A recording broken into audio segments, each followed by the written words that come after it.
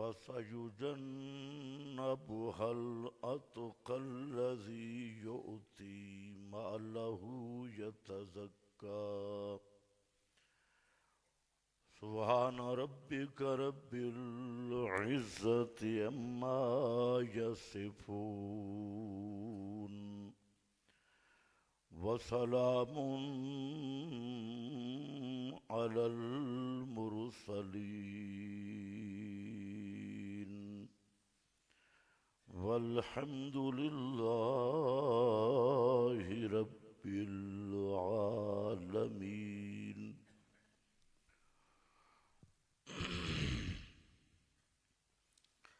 इंतहाई काबिल क़द्र बुजुर्गों और भाइयों, गुज़श्ता बयान में आप हजरात के सामने और रोज़े के मकासद में से एक मकसद जिक्र किया था, हुसूल तक़वा, कि रोज़े के मकासद में तक़वा का हासिल करना है और तक़वा ही तमाम नेकियों की बुनियाद है। जिस आदमी के दिल में तक़वा की नेमत हासिल हो गई, उसको तमाम सआदतें हासिल हो गई। और तक़वा का माना क्या है? अल्लाह का डर दिल में पैदा हो जाए तो रोज़ों का मकसद भी इसी तक़वा की तरबियत और ट्रेनिंग है। फिर मैंने आपके सामने ये अर्ज किया था कि ये रमज़ान का महीना ये अपनी जिंदगी के मुहासबा का महीना है कि इसमें आदमी अपनी जिंदगी का मुहासबा करे और जो गलतियां और गुनाह हो चुके हैं उनको सोचे और समझे और अल्लाह ताला के सामने सच्चे दिल से तौबा करके अज़म करके आइंदा सही रास्ते पर चलने की कोशिश करे तो ये रमज़ान की सारी नेमतों से फ़ायदा उठा सकता है। तो ये इस महीना को मुहासबा का महीना समझे और अपनी जिंदगी के हिसाब किताब का महीना समझे। खुश नसीब आदमी है जिसको ईमान की हालत में रमज़ान नसीब हो गया। और इस महीना में अल्लाह रब्बुल इज़्ज़त ने बहुत ज्यादा नेमतें अहले ईमान के लिए रखी हैं, जिनमें नबी करीम सल्लल्लाहु अलैहि वसल्लम के बहुत ज्यादा इरशादात गिरामी हैं। फरमाया मन कामा रमज़ाना मन सामा रमज़ाना ईमानम व एहतिसाबा। जिस आदमी ने ईमान और एहतिसाब, दो लफ्ज़ हैं, ईमान और एहतिसाब।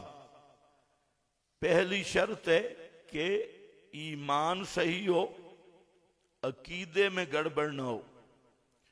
और दूसरा है एहतिसाब कि इखलास हो, मकसद हो सिर्फ अल्लाह को राजी करना और सवाब की उम्मीद रख के, अजर की उम्मीद रख के जिसने रमजान में रोजा रखा, फरमाया गुफ़िर लहू मा तक़द्दम मिन ज़म्बिही, कि अल्लाह रब्बुल इज्जत अपनी रहमत से उसके पिछले सारे गुनाह माफ कर देती। और इस हदीस में इशारा है, वैसे तो ज़ाब्ता और कानून ये है कि जो कबीरा गुनाह हैं वो बगैर तौबा के माफ नहीं होते, और हुकूकुल इबाद भी हक अदा करने के बगैर माफ नहीं होते। लेकिन यहां दो लफ्जों में इशारा किया, ईमानम व एहतिसाबा, कि ईमान की हालत भी हो और अल्लाह की रजा भी मकसूद हो। तो जाहिर बात है, एक है वैसे मुंह बंद करना, देखा देखी रोजा रखना, रस्मन रोजा रखना, और एक है अल्लाह रब्बुल इज्जत से अजर की नियत करके और सवाब के हुसूल की नियत से रोजा रखना। तो ये इस बात को लाजिम है कि वो आदमी अपनी इस्लाह की कोशिश करेगा, और इस्लाह में इब्तिदाई तौबा से होती है। वो कबायर से तौबा करेगा और हुकूकुल इबाद को अदा करने का अज़म और कोशिश करेगा, तब एहतिसाब बनेगा। तो लफ्ज़ एहतिसाब के अंदर ये दोनों चीजें मौजूद हैं कि तौबा भी करे और जो बंदों के हक खाए हैं उनको अदा भी करे। तो गुफ़िर लहू मा तक़द्दम मिन ज़म्बिही, उसके सारे गुनाह माफ हो जाएंगे। तो ये वही एहतिसाब से ही मुहासबे वाला महीना है। और जब आदमी अपनी जिंदगी का मुहासबा करेगा तो वो फिर अल्लाह रब्बुल इज्जत की रजा के हुसूल के लिए साबिका गुनाह इन पर तौबा करेगा। और तौबा क्या है?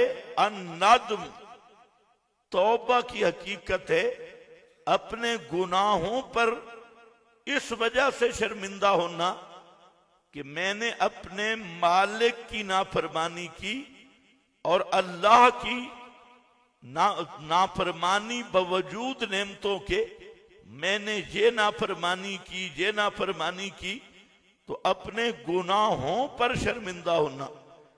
आज लोग तस्बीह पढ़ते हैं। हजरत अब्दुल्ला इब्न मसूद रजी अल्लाह ताला अन्हो नबी करीम अलैहिस्सलाम के सहाबी हैं। उन्होंने देखा कि कुछ आदमी जे पत्थरों पे और जिसको कंकर सिकरोड़ कहती हैं उस पे कुछ तस्बीहें पढ़ रहे थे, गिन रहे थे। तो फरमाया कि ये क्या कर रहे हो? ये न करो, अपने गुनाहों को गिनो। ये जो तुमने जिक्र का तरीका अख्तियार किया है ये पैगंबर करीम और सहाबा का तरीका नहीं। इसलिए अपने गुनाहों को याद करो, इस्तिग़फ़ार करो, नए नए तरीके न निकालो। तो मतलब क्या है कि आदमी को अपने गुनाहों का खुद मुहासबा करना चाहिए और उस मुहासबा पर अपनी जिंदगी का कि मेरी जिंदगी में कौन सी बुरी आदत है, कौन से मेरे गुनाह हैं, कौन से मेरे अल्लाह ताला के हुकूक की पामाली और बंदों के हुकूक को मारना, कौन सी मेरे अंदर खराबी है। इसको जहन में रख के जब दिल में नदामत आ जाए और दिल शर्मिंदा हो जाए और ये आज़म पैदा हो जाए कि आइंदा में ये नाफरमानी नहीं करूंगा और फिर अल्लाह से आज़म और अहद कर ले, तो इसी का नाम तौबा है। और ये जो तौबा का दरवाजा है, दो दरवाजे हैं तौबा के। एक शख्सी दरवाजा है। शख्सी दरवाजा मालम युगरगिर, जब तक रूह जहां नहीं पहुंचती, घंटी तक नहीं पहुंची रूह, तो हर आदमी का शख्सी तौबा का दरवाजा खुला है। लेकिन जब रूह जहां पहुंच गई, गरगरा की हालत शुरू हो गई और आखिरत के मनाजिर सामने आ गए, तो अब तौबा का दरवाजा बंद होगी। अब जितनी भी तौबा करे, रोए, चीखे, अब वक्त गुजर गया। और दूसरा उमूमी तौबा का दरवाजा है जो सब बंदों के लिए बंद होना है, वो तुलू उस शम्स से मिन मगरिबिहा, कि सूरज जब मगरिब से तुलू हो जाएगा मशरिक की बजाय, तो फिर सब के लिए तौबा का दरवाजा बंद कर दिया जाएगा, फिर तौबा नहीं होगी। इससे पहले पहले जो आदमी सच्चे दिल से तौबा करता है, चाहे जितना बड़ा गुनाहगार हो, जितना बड़ा सियाकार हो, लेकिन सच्चे दिल से उसने तौबा कर ली, तो अल्लाह रब्बुल इज्जत उसे दो इनामात देते हैं। एक तो उसे अपना महबूब बना लेती है, जो हिब्बुत तव्वाबीन, अल्लाह तौबा करने वालों को पसंद करता है। ये बात भी सोचने वाली है कि बंदा सारी जिंदगी गुनाह कर रहा है, बड़ी बड़ी नाफरमानियां की, बड़े बड़े गुनाह किए, और आज वो तौबा कर रहा है, तो तौबा करते ही वो अल्लाह का महबूब बन रहा है, अल्लाह का वली बन रहा है। और अल्लाह खुद फरमाते हैं जो हिब्बुत तव्वाबीन, कि मैं तौबा करने वालों को महबूब रखता हूं, उनके पसंद करता हूं। और फिर सच्चा अज़म से तौबा की, सच्चे अज़म से तौबा की, और फिर भी बतकाज़े बशरियत शहवात गालिब आ गई, हवस गालिब आ गई, और तौबा टूट गई, तो फिर भी फरमाया अत-तव्वाब, मैं सिर्फ एक दफा तौबा कबूल करने वाला नहीं हूं, अत-तव्वाब, बार बार बार बार तौबा कबूल करने वाला। लेकिन दिल सच्चा हो, दिल में ये ना हो कि बस अब तौबा करके फिर गुनाह की इब्तिदा करूंगा, नहीं।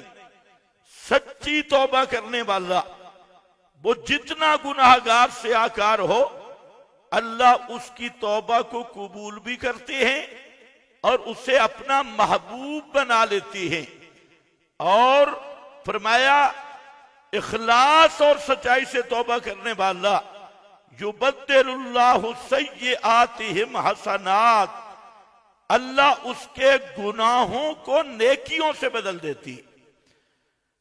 बाज़ हदीस में है क़यामत के दिन आदमी जब पेश होगा तो उसकी जो गुनाह किए थे वो नेकियों में बदले जा रहे होंगे, तो खुद कहेगा या अल्लाह मैंने फलाना गुनाह भी किया था, फलाना, वो भी नेकी से बदल जाए, वो भी नेकी से बदल जाए।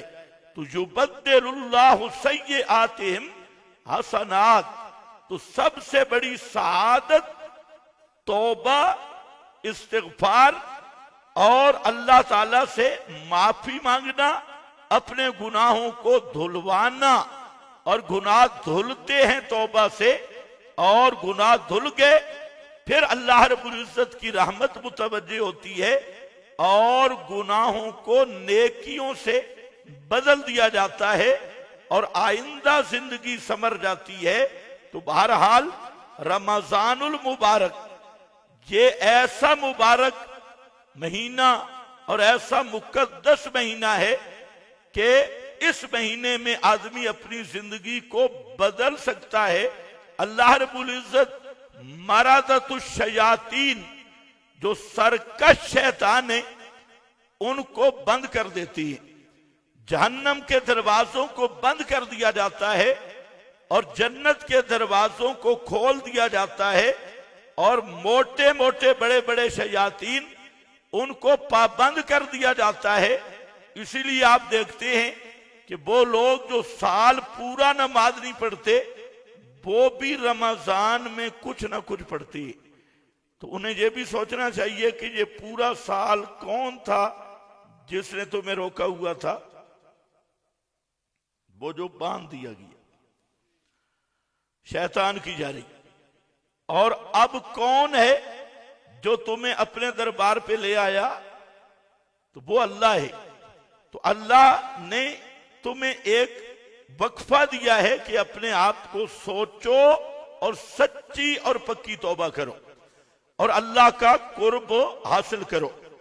तकवा के मुतालिक मैंने जिक्र किया कि तकवा का एक दर्जा तो वो है कि वो हमेशा हमेशा जहन्नम से बचने के लिए, खुलूद फिर नार से बचने के लिए जरूरी है, और वो है ईमान, शिर्क छोड़ देना, कुफर छोड़ देना, बिदअत छोड़ देना और मुशरिक और बिदती की संगत छोड़ देना और मवद्दत मोहब्बत छोड़ देना। ये वो पहला दर्जा है जो इंसान को हमेशा से हमेशा जहन्नम से दूर रखने वाला है। तो जो आदमी ईमान पे आ गया, शिर्क को बिदअत को छोड़ दिया, इल्हाद को छोड़ दिया, वो आदमी हमेशा जहन्नम में रहने से बच गया। लेकिन अभी भी जहन्नम में दाखिले से वो नहीं बचेगा जब तक गुनाह कबीरा नहीं छोड़ेगा और फराइज की अदायगी नहीं करेगा। जो फर्ज नमाज है, रोजा है, ज़कात है, हज है, ये और जो अल्लाह रब्बुल इज्जत ने जिन चीजों से मना किया उनसे जब तक रुकता नहीं है तो फिर भी वो खतरे में है और वो जहन्नम में जाना पड़ेगा। ये अलग बात है कि शफात शाफीईन से अल्लाह उसे छोड़ दे, अपनी खास रहमत कर दे, या फिर उसे जहन्नम का चक्कर लगवाए और उसे गुनाहों की मैल कुचैल से धोए। तो हर कबीरा गुनाह से बचना और हर फर्ज को अदा करना, ये दूसरा दर्जा है।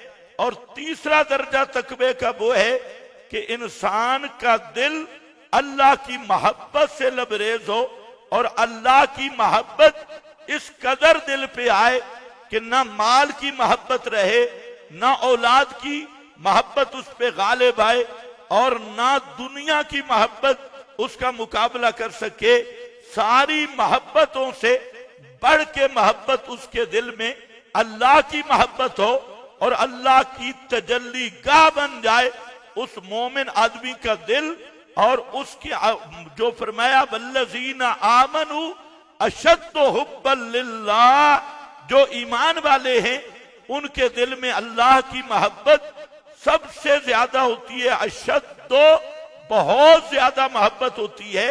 तो अल्लाह की मोहब्बत इस कदर दिल में आ जाए और अल्लाह रब्बुल इज्जत से उम्मीदें, अल्लाह का खौफ, अल्लाह की खशियत, अल्लाह रब्बुल इज्जत से मुनाजात का ज़ौक़ और अल्लाह से ताल्लुक इस कदर बन जाए कि आदमी हर मोहब्बत को अल्लाह की मोहब्बत पे कुर्बान करना सीख ले, हर ताल्लुक को अल्लाह के साथ ताल्लुक पर कुर्बान करना सीख ले, हर ख्वाहिश को अल्लाह की रजा पर कुर्बान करना सीख ले। तो ये तकवे का वो दर्जा है जो असल कामिल मुत्तकीन को नसीब होता है, कामिल मोमिनीन को नसीब होता है। और उन कामिल मोमिनीन में वो सबसे पहला जो इस तकवे के हामिलीन है वो असहाबे मोहम्मद मुस्तफा सल्लल्लाहु अलैहि वसल्लम, जिनके मुत्तकी होने की अल्लाह ने खुद शहादतें दी हैं और जिनके तकवा और तहारत की अल्लाह रब्बुल इज्जत ने खुद गवाहियां दी हैं कि ये अंदर से फरमाया अलज़महुम कलिमत तकवा, अलज़महुम कलिमत तकवा। ये वो लोग हैं कि तकवे वाला कलेमा इनके साथ लाजिम कर दिया। ये तकवा से जुदा नहीं होते, तकवा इनसे जुदा नहीं होता। अब ऐसी शान कहीं नहीं मिलेगी। अलज़महुम कलिमत तकवा, सब के सब मुत्तकी, लेकिन इन मुत्तकियों के भी दर्जे हैं, इनमें एक अतका भी है। अलज़महुम कलिमत तकवा सब के लिए, लेकिन इनमें अतका भी है और उसका नाम है अबू बकर सिद्दीक रज़ी अल्लाह ताला अन्हो। तो अतका सहाबा इस कायनात में सबसे बड़े मुत्तकी, जिनके दिल में अल्लाह ने शहादत दी, इम्तहनल्लाहु कुलूबहुम। क्या है?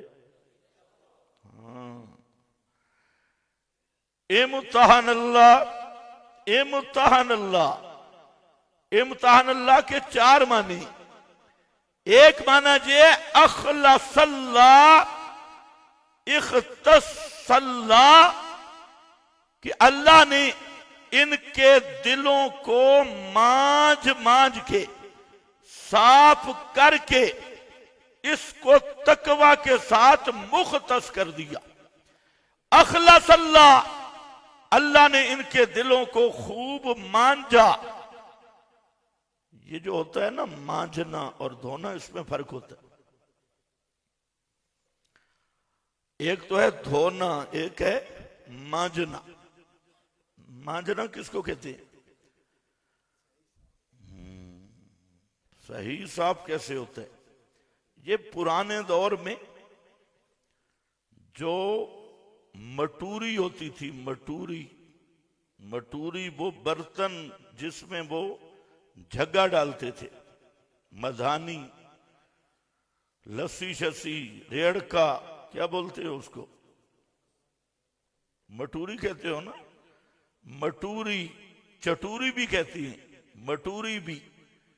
तो उसमें झग्गा, मधानी फेर के, लस्सी अलग, कुछ और मक्खन अलग, वो एक पूरा प्रोग्राम होता था। आजकल तो दौर ही बदल गया। तो वो जो बर्तन होता था ना, उस दूध डालने वाला, उसको सिर्फ धोया नहीं जाता था, उसको मांझा भी जाता था। खास दरख्त का पत्ते लेकर उसको हमारी माएं बहनें मांझती, फिर चेक करती कि कहीं खटास तो नहीं, क्योंकि अगर बर्तन साफ ना हो तो दूध खराब हो जाते। उसको फिर मांझ मांझ के, आजकल तो तार मिल गई, वो दरख्त का जाला होता था, उससे मांझ मांझ के साफ करके जब मुकम्मल मैल कुचैल खत्म हो जाती, अब उसमें दूध डालती। दूध अब आता, अब दूध खराब नहीं होता। तो यहां इम्तिहान अल्लाह का यही माना है। अल्लाह फरमाते हैं कि मैंने असहाब मोहम्मद मुस्तफा के दिलों को अपनी रहमत से मांझ के साफ किया। और कैसे, क्या चीज निकाली? कर रहा इलैकुमुल कुफ्रा वल फुसूका वल इस्यान। फरमाया तीन चीजों की बू इनके दिलों से खत्म कर दी। अब मेरी गारंटी है कि मेरे नबी के सहाबी के करीब कुफ्र भी नहीं आ सकता, फिस्क भी नहीं आ सकता, बल इस्यान और नाफरमानी, जानबूझ के अल्लाह की हद को तोड़ना, फरमाया ये भी इनके दिलों में नहीं आ सकता। हब्बबा इलैकुमुल ईमान, ईमान को ऐसे महबूब कर दिया, ऐसे पक्का कर दिया कि तीन चीजों की बुएं निकल गई। अब सहाबी के मुताल्लिक अल्लाह ने खुद गारंटी दी कि सहाबी के दिल में तीन चीजें नहीं आ सकती, कुफ्र भी नहीं आ सकता, फिस्क भी नहीं आ सकता और इस्यान भी नहीं आ सकता, नाफरमानी भी नहीं आ सकती। और फरमाया अब है ना ज़य्यनहू फी, अब ईमान सजा दिया इनके दिलों में। ये है इम्तिहान अल्लाहु कुलूबहुम लित्तक़वा, अल्लाह ने इनके दिलों को खास कर दिया। किसके लिए? लित्तक़वा, तकवा के लिए। सारे सहाबा मुत्तकी हैं, सब के सब मुत्तकी हैं, और इस पे ईमान रखना फर्ज है।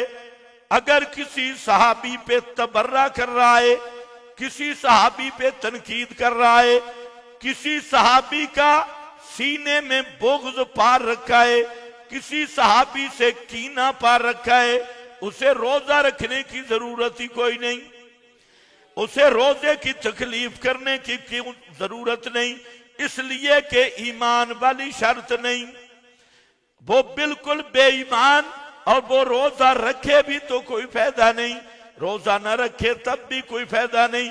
इसलिए फरमाया ये असल मुत्तकी वो सहाबा हैं और लअल्लकुम तत्तकून, ये रोजे का मकसद हुसूल तकवा, और एक ही जमात वो है जिनके तकवे की शहादत और गारंटी अल्लाह ने दी है।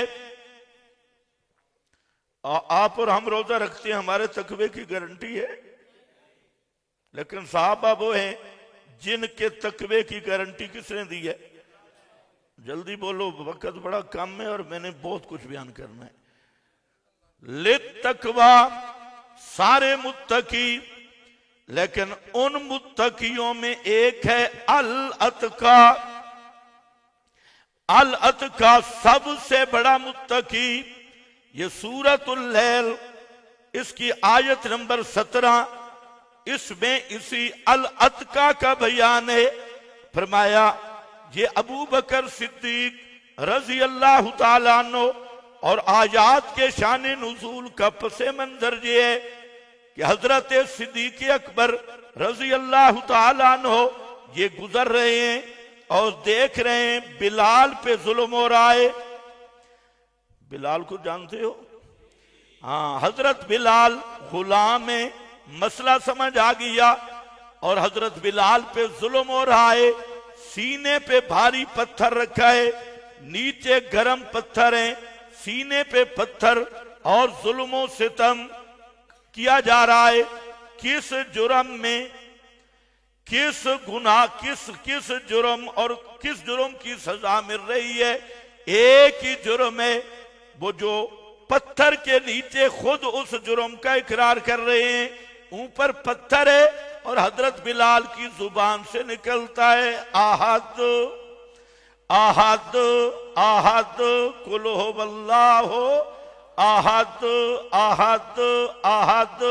आहद का माना, आहद का माना बगैर सुनने वाला एक है, आहद का माना मुश्किल कुशा एक है, हाजत रबा एक है, बिगड़ी बनाने वाला एक है, दस्तगीर और दाता एक है, खोटी किस्मतें खरी करने वाला एक है। और वो क्या कहते थे? हजरत इब्राहिम भी, हजरत इस्माइल भी, बाबा हुबल भी, बाबा लात भी, बाबा मनात भी, उज्जा फकीरनी भी, फलाना दरबार भी, फलाना दरबार भी। लेकिन हजरत बिलाल क्या कह रहे हैं? आहद। और ये आहद वाला सबक आया कहां से? ला इलाहा इल्लल्लाह, ला इलाहा इल्लल्लाह, यही वो सबक है और यही सबक है जिस पर पैगंबर की मुखालफतें हुई। पैगंबर करीम को मक्का से निकाला गया और पैगंबर करीम सल्लल्लाहु अलैहि वसल्लम को हर किस्म की गालियां दी गई, हर किस्म के फतवे लगे। वो मसला किसका था? नमाजों का, रोजे का मसला था। मक्का वाले रोजा भी रखते थे, ये भी जरा ख्याल रखे। हाँ, रोजा अबू जाल भी रखता था। सिर्फ रोजे पे भी इक्तिफा मत करना, अबू जाल भी रोजेदार था, नमाजें मक्का वालों में भी थी और अल्लाह की राह में खर्च मक्का वाले भी करते थे। तो इसलिए याद रखना, फजाइल सुन के ये न समझना कि रोजे के लिए शराइत है और पहली शर्त ये है कि अकीदा साफ हो। जब तक अकीदा नहीं, कोई अमल भी अल्लाह के दरबार में काबिल कबूल नहीं है। और अकीदा वही है जो बिलाल पत्थर के नीचे बयान कर रहा है। और इसी मकसद पे रमजान को फजीलत मिली, इसी मकसद पे रोजों को फजीलत मिली। रमजान को फजाइल क्यों मिले? रमजान को अजमतें क्यों मिली, रोजे को फजाइल क्यों मिले? फरमाया शहरो रमजान अल्लज़ी उन्ज़िला फीहिल कुरआन, शहरो रमजान अल्लज़ी, रमजान का वो महीना जिसमें क्या चीज आई? बोलो, कुरान आया। और कुरान किसके लिए आया? खत्मों के लिए, ताबीज लिखने के लिए, मौलवियों की दुकानदारी के लिए, खिताबत की फीसों के लिए, इमामत खिताबत के चक्रों के लिए। कुरान आया क्यों? खत्म पढ़ने के लिए। दुकान बन गई मुर्दे बख्शवाने के लिए नहीं, कुरान आया है जिंदों को समझाने के लिए। किसको? जिंदों को समझाने के लिए।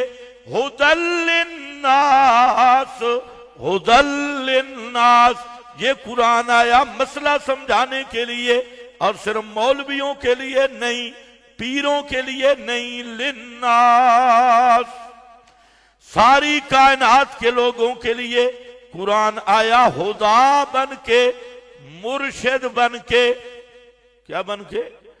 मुर्शिद बन के, हादी बन के, इमाम बन के, और पैगंबर का बसी भी कुरान, पैगंबर का मुर्शिद भी कुरान, पैगंबर का निसाब तबलीग भी कुरान, पैगंबर का निसाब तज़कीर भी कुरान, पैगंबर का निसाब तज़किया भी कुरान, और पैगंबर की पूरी जिंदगी का ओढ़ना बिछौना भी कुरान।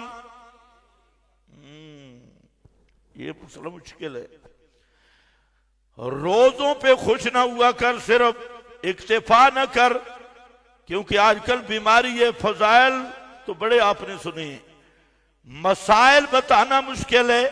रोजा तब कबूल होगा कि कुरान पे ईमान हो। रमजान के भी हुकूक हैं, कुरान के भी हुकूक हैं, और कुरान के हुकूक में सबसे पहला हक ये है कि कुरान को मान।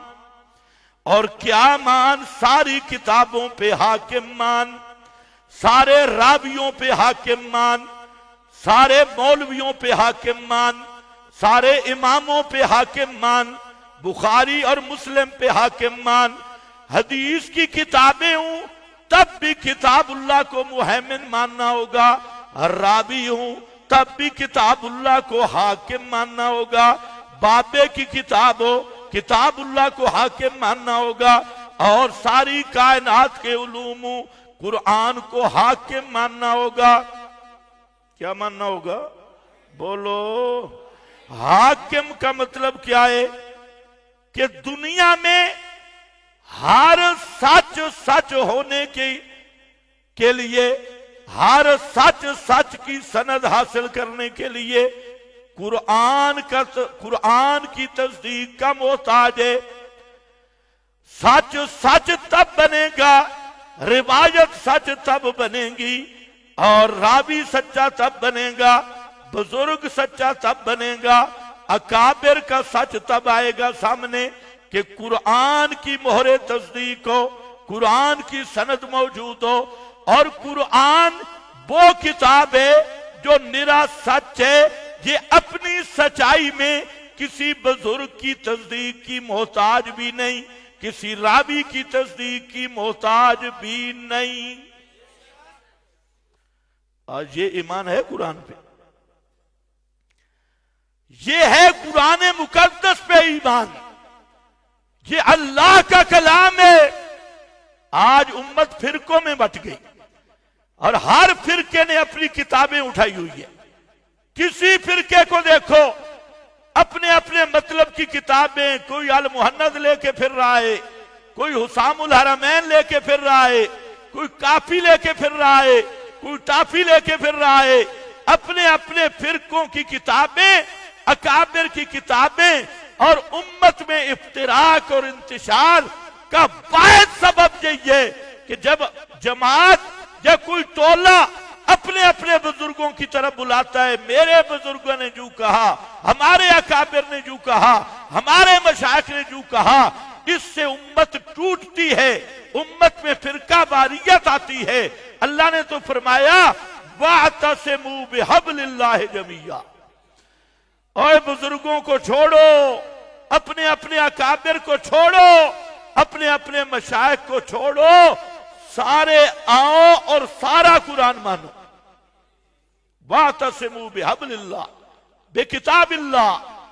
तो पहला हक, वो बात वहां से निकल आई। चलो मैं आता हूं वापस, अतका पे आता हूं, लेकिन थोड़ी सी ट्यूनिंग तुम्हारी होनी चाहिए कि रमजान में कुरान आया, कुरान और रमजान को अजमतें मिली कुरान की वजह से।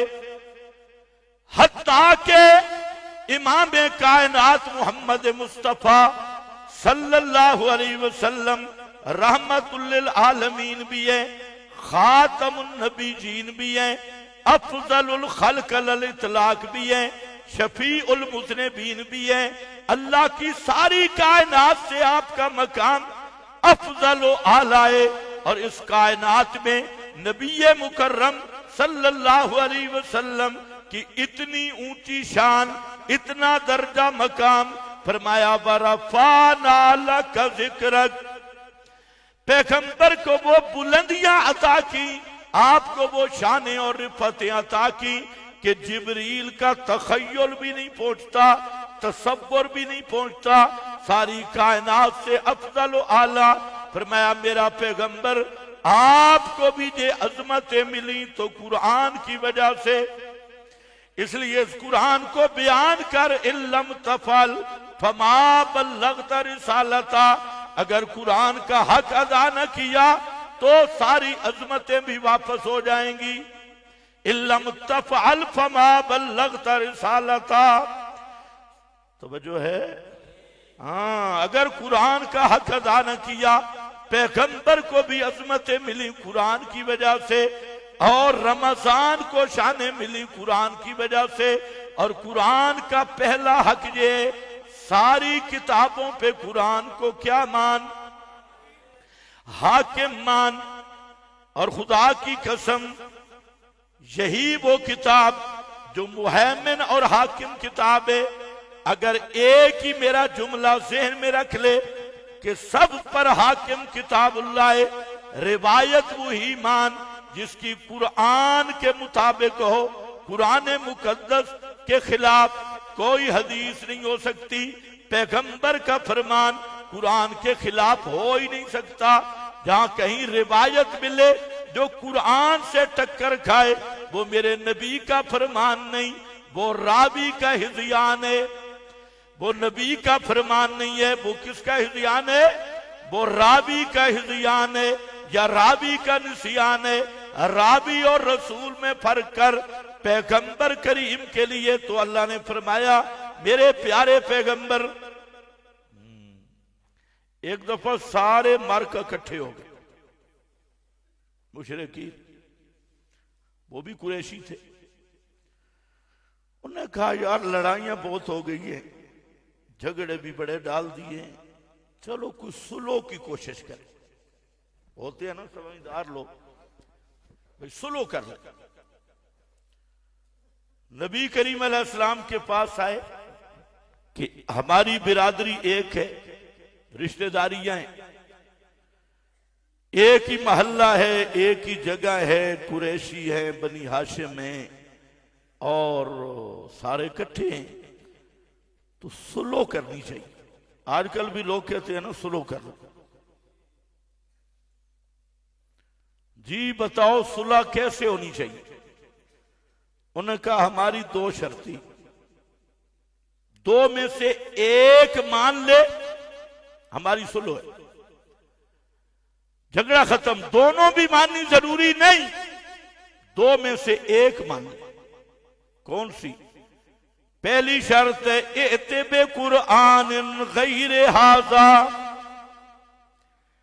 पहली हमारी शर्त है इत्तिबा कुरान गैर हाजा।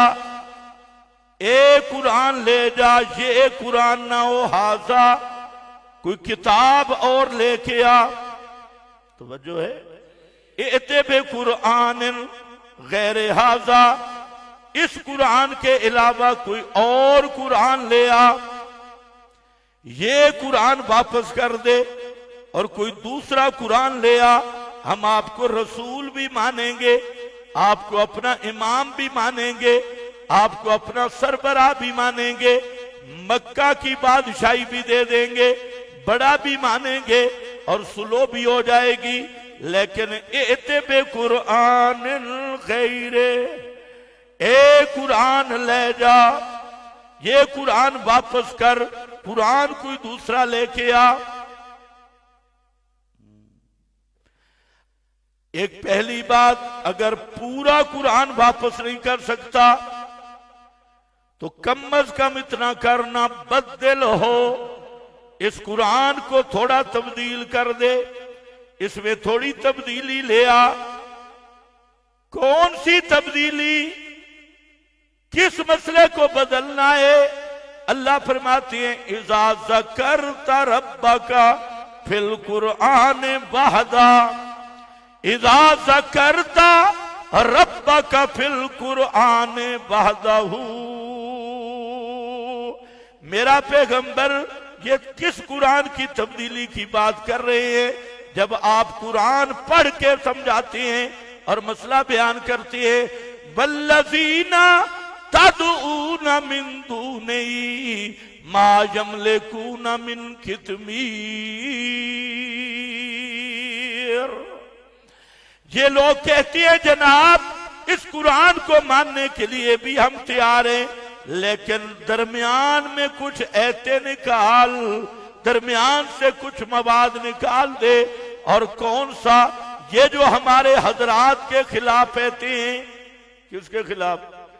हमारे हजरात के खिलाफ आ जाते हैं और तू सुबह शाम पढ़ता है, जिनको हम कहते हैं ये करनी बरनी वाले बाबा है, इन्होंने बड़ी मेहनतें की हैं, अल्लाह ने कुछ अख्तियारात दे दिए, वरना इनकी मान लेता है। आप भी इतनी तो मान लेना, सारे मसले बाद में, चलो कहता रहे कर कुछ नहीं सकते, इतना तो मान ले, सुन तो देते हैं, सुनते तो हैं, जब हम इन्हें पुकारते हैं सुनते तो है ना। मसला समा वाला दरमियान से निकाल दे। और ये जो ऐसे आती हैं वल्लज़ीना तदऊना मिन दूनिही मा यमलिकूना मिन कितमीर, फरमाया ओ मुशरिको, जिनको तुम अल्लाह के सिवा हाजात में पुकारते हो, मुश्किलात में पुकारते हो, वो बेटा देना तो दरकिनार, खोटी किस्मत है, खड़ी करना तो दूर की बात, बिगड़ी बनाना तो दूर की बात, और डूबे बेड़े तारना तो दूर की बात। वो क्या है? खजूर। आजकल खा रहे हो ना खजूरें, आज इफ्तारी के वक्त जरा एक काम करना, खजूर को जब खोलो अंदर गुठली होगी, गुठली के ऊपर एक कफन होगा, वो पर्दा होगा, उसको अरबी में कहती है कितमीर। वो कितमीर, फरमाया वो कितमीर के मालिक भी नहीं। क्या मतलब? वो पर्दा ही फट जाए तो उस पर्दा को भी पैदा करने की ताकत नहीं रखते अपनी गैबी कुव्वतों से कि सिर्फ पर्दा की सेटिंग ही कर ले। हालांकि वो पर्दा गुठली के ऊपर चढ़ाया है, बारीक सा पर्दा है, और उस बारीक पर्दे में भी फायदा रखा है। वो बरज़ख आ गई है और खजूर की गुठली में खट्टापन है, खटास है, और ऊपर खजूर में मिठास है। दरमियान में पर्दा रख दिया ताकि खटास ऊपर न चढ़े, मिठास नीचे न जाए, और दरमियान में हाय रख दिया। फरमाया और कायनात वालों, मैं अल्लाह तो सारी कायनात का निजाम चलाने वाला हूं, और ओ मुशरिको जिनको तुम पुकारते हो वो तो अपनी कफनों के मालिक भी नहीं, अपनी कफन के मालिक भी नहीं है, वो तो उस पर्दे के मालिक भी नहीं है। इन तादूहुम, अगर तुम उनको पुकारो कब्र पे जाकर या दूर खड़े होकर, मुतलक है, उनको जाके पुकारो। ला यस्माऊ, सारे पढ़ो, ला यस्माऊ, वो तुम्हारी पुकारें नहीं सुन सकते। ये किसका कलाम है? ये किसका कलाम है?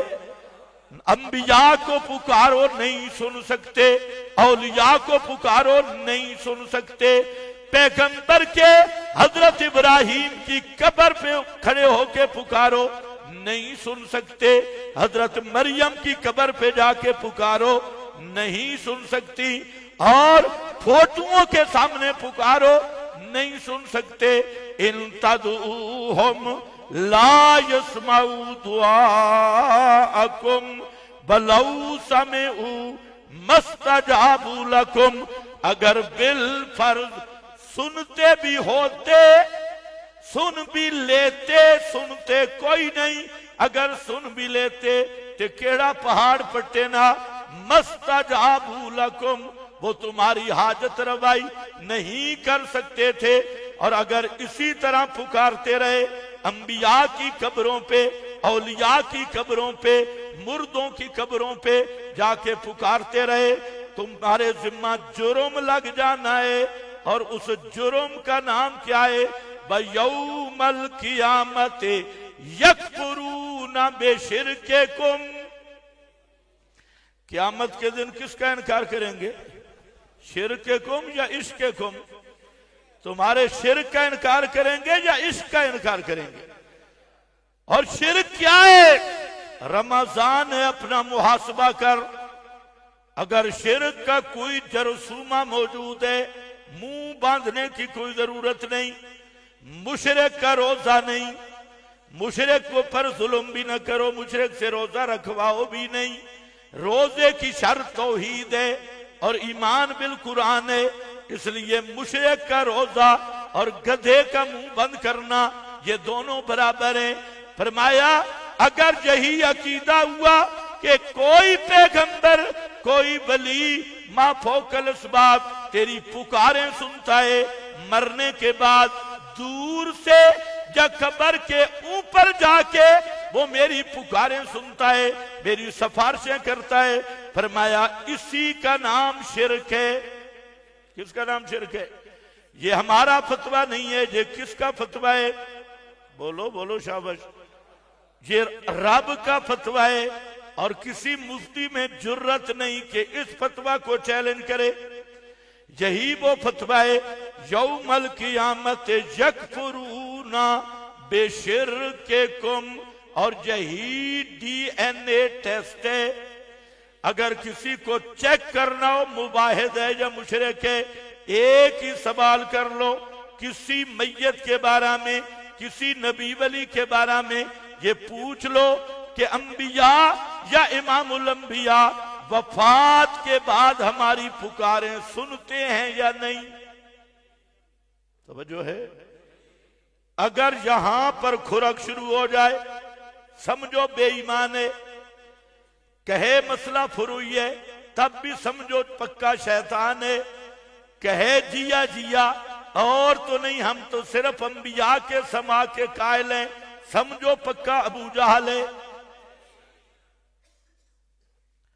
यौमल क़ियामत यकफुरूना, बोलो बोलो बोलो, ये मेरा फतवा नहीं, ये तो आखिर पे लगाया ना, और सूरह अहकाफ में लाओ जाओ तो शुरू में लगाया, वमन अज़ल्लो मिम्मन यदऊ मिन दूनिल्लाह। ये सूरह अहकाफ का पहला सफा देखना। वमन अज़ल्लो, कौन बड़ा मुशरिक है, कौन बड़ा काफिर है, कौन बड़ा गुमराह है उस आदमी से यदऊ मिन दूनिल्लाह, जो अल्लाह के, ये बुत शुत नहीं, मैं तो कोई मौलवी आखे बुत, जो अल्लाह के सिवा पुकारता है उन हस्तियों को जो क़यामत तक जवाब नहीं दे सकती। वहुम, जवाब क्यों नहीं दे सकती? वहुम अन दुआइहिम गाफिलून, वो इनके पुकारने से बेखबर है।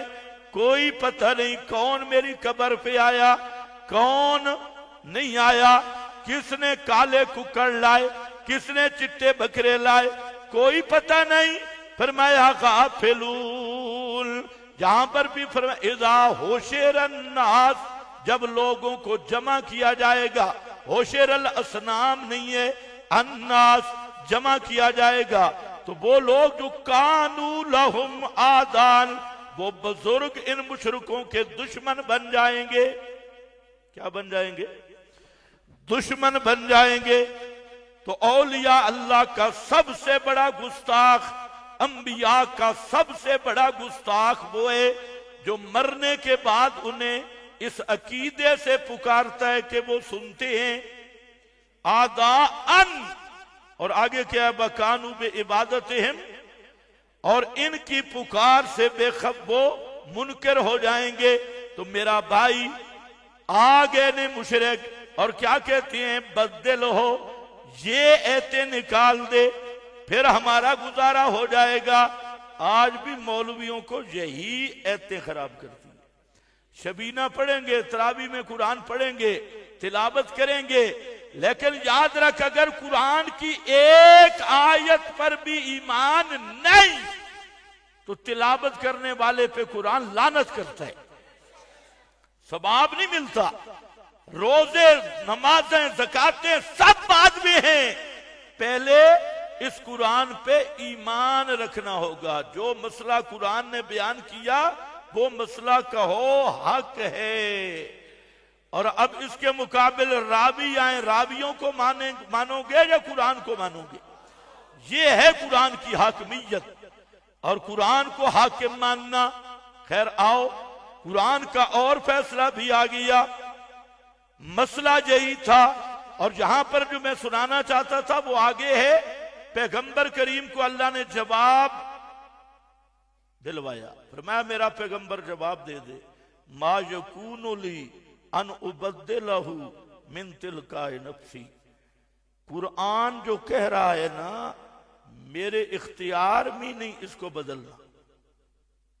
इन अत्तबिउ इल्ला मा, मैं तो खुद कुरान का पाबंद हूं। तवज्जो है, मैं कुरान को बदल सकता नहीं, मैं तो खुद कुरान के मुत्तबे हूं। और दोस्तों, नबी कुरान के मुत्तबे है, कुरान के पीछे चलने वाले हैं। कुरान नबी का मुर्शिद है, कुरान नबी का इमाम है, पैगंबर कुरान के मुत्तबे है। जब कुरान नबी का मुर्शिद है, नबी कुरान के मुत्तबे हैं, तो पैगंबर का फरमान और पैगंबर की हदीस कुरान के खिलाफ आ सकती है? जो ऐसी रिवायतें लेके फिरे जो कुरान से टकराएं और फिर कहे रसूल ने फरमाया, तो ये एक ऐसा मुस्तकिल कुफ्र है कि वो पैगंबर पे इल्जाम लगा रहा है कि सबसे पहले पैगंबर ने कुरान का इनकार किया, और इससे बड़ा इल्जाम कोई नहीं हो सकता। समझो है, हजरत बिलाल तेरा बिल्कुल नाकाम फेल काम। मैंने आपको कहा कुछ नहीं कि रोजा है कहीं गर्मी से ज्यादा ना हो, लेकिन बिल्कुल नहीं चल रहा तेरा। समझो है, हजरत बिलाल और 6 आदमी और थे गुलाम, जिनको जुल्म की चक्की में पीसा जा रहा था। अबू बकर सिद्दीक रज़ी अल्लाह ताला अन्हु गए, इन 7 आदमियों को मुंह मांगी कीमत पे खरीदा, मुंह मांगी कीमत पे। और वो भी हजरत सिद्दीक के सामने पैगंबर करीम ने तज़किरा किया था। ये नहीं फरमाया कि खरीदो, फरमाया बिलाल पे बड़े जुल्म हो रहे, भला। बस वो तो सिद्दीक था, वो समझ गए कि पैगंबर करीम क्या इशारा फरमा रहे हैं, सराहतन भी नहीं बात की। तज़किरा हुआ बिलाल और उसके साथियों का। अबू बकर सिद्दीक उठे, मुंह मांगी कीमत दी, लंबा वाक़िया है, इनको आजाद किया।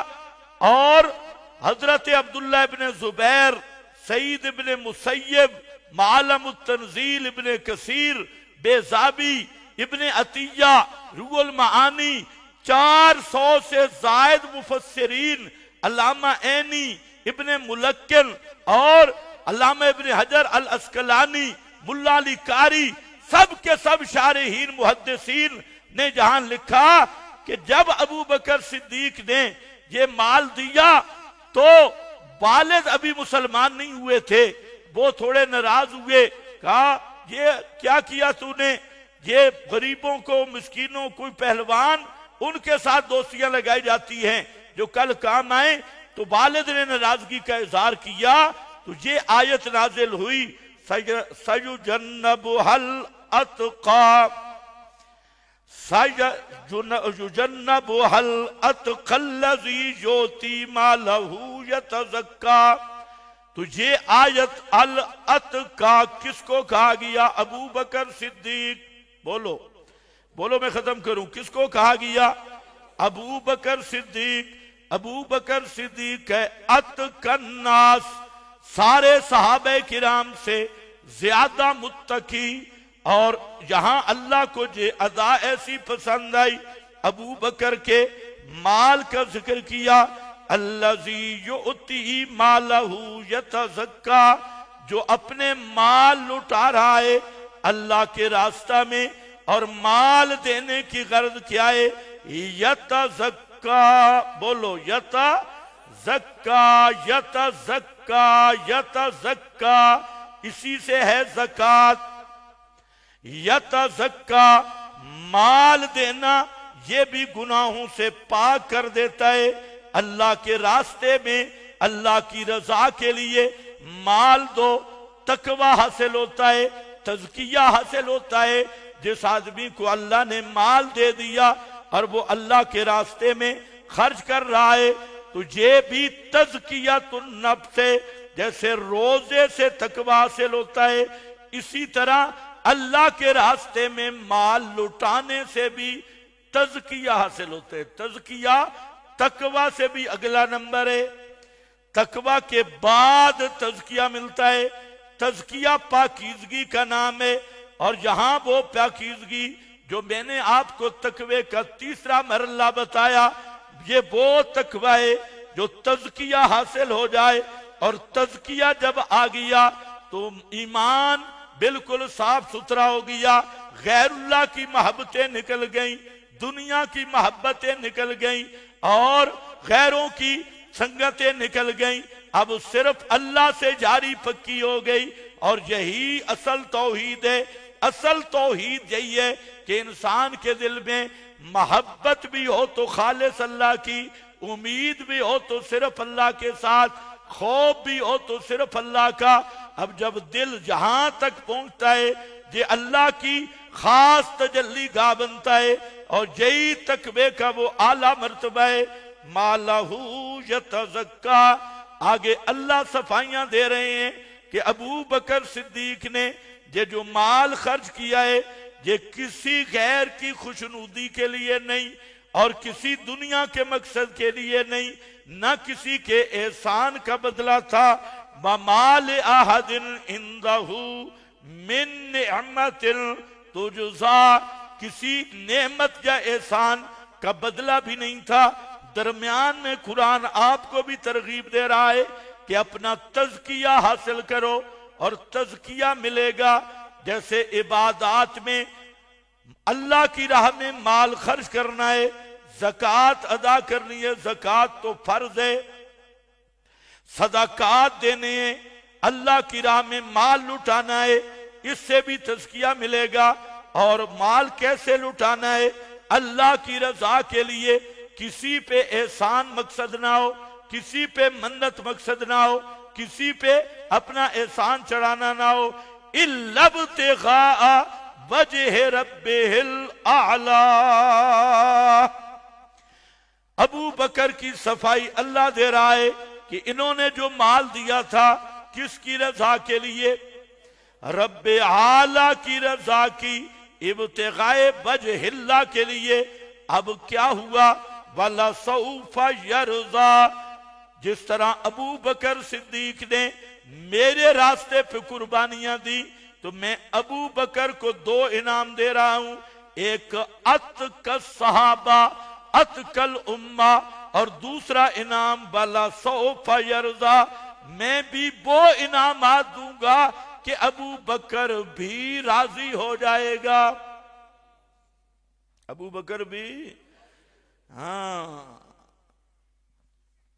ये वो है जो पैगंबर करीम को फरमाया वाला सौफ युती का रब्बो का फतरजा। ये सूरतुल लैल है और आगे सूरतुल ज़ुहा है।